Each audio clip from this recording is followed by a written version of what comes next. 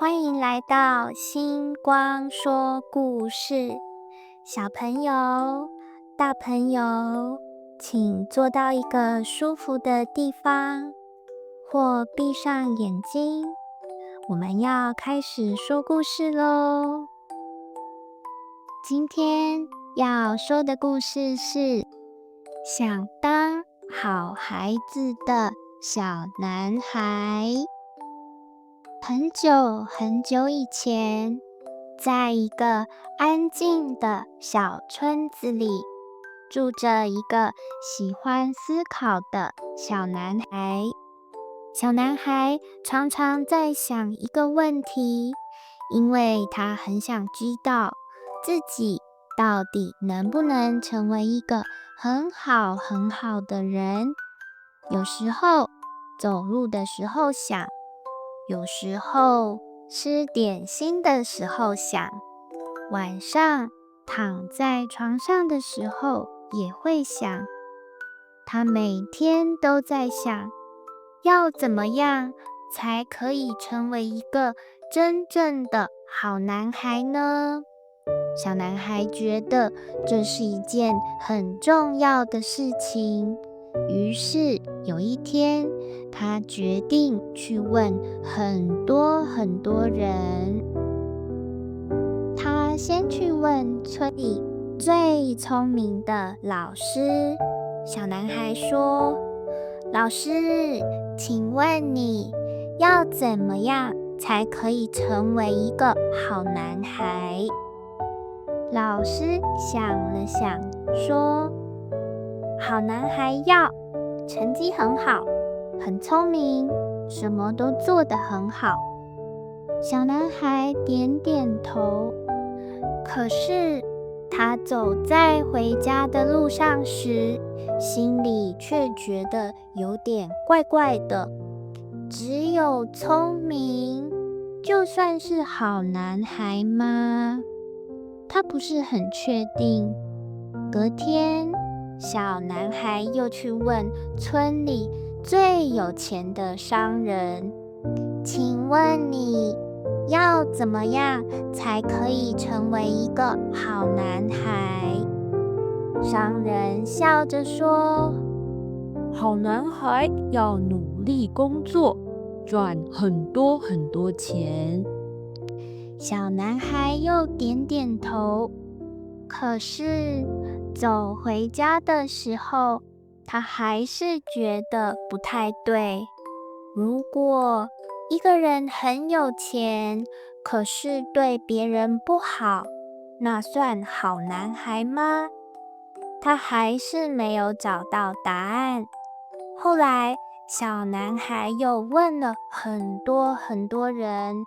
有人说，好男孩要很勇敢；有人说，好男孩要听话；也有人说，好男孩要很厉害。可是每个答案都不太一样。小男孩越听越困惑，到底怎么样才算是好男孩呢？有一天，小男孩听说森林里住着一只很老很老的乌龟。大家都说老乌龟很有智慧。于是，小男孩走进森林，找到了那只老乌龟。老乌龟正在慢慢地翻着土。小男孩走过去，礼貌地问：“老乌龟，我想问你一个问题，要怎么样才可以成为一个好男孩？”老乌龟没有马上回答，他慢慢抬起头，看了看小男孩，想了一下，然后才说：“我现在想种一些菜，可是我挖土挖得很慢，你可以帮我挖一下土吗？”小男孩愣了一下，他本来是来问问题的，可可是看到老乌龟慢慢翻土的样子，他还是点了点头。好啊，我帮你。于是小男孩拿起铲子，开始帮老乌龟挖土。小男孩挖着挖着，突然他听到远远的地方传来一个声音：救命啊！救命啊！小男孩停下来，你有听到吗？老乌龟慢慢的点点头。小男孩立刻放下铲子，往声音的方向跑去。跑了一会儿，他看到一只猫熊妈妈。猫熊妈妈从树上掉了下来，她的腿受伤了，痛得动不了。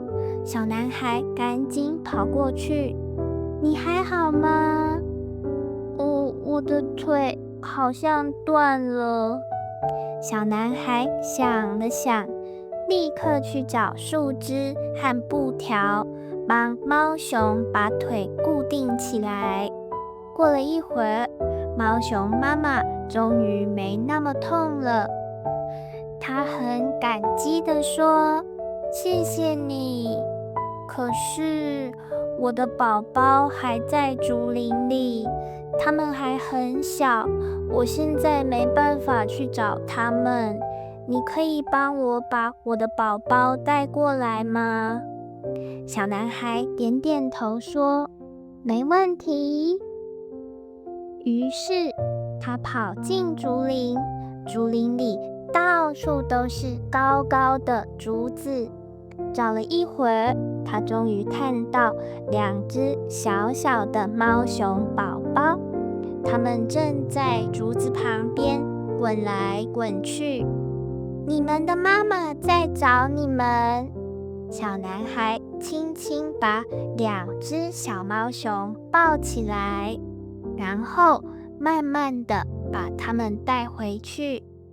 当猫熊妈妈看到自己的宝宝时，眼睛都亮了。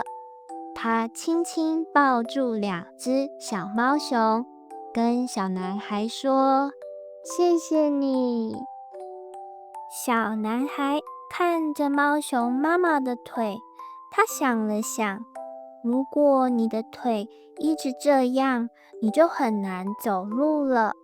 于是小男孩回到森林里，找了一些木头和绳子，他慢慢的做，锯一锯，绑一绑，调整一下。过了很久很久，小男孩终于做出了一个简单的小拐杖，他拿给了猫熊妈妈。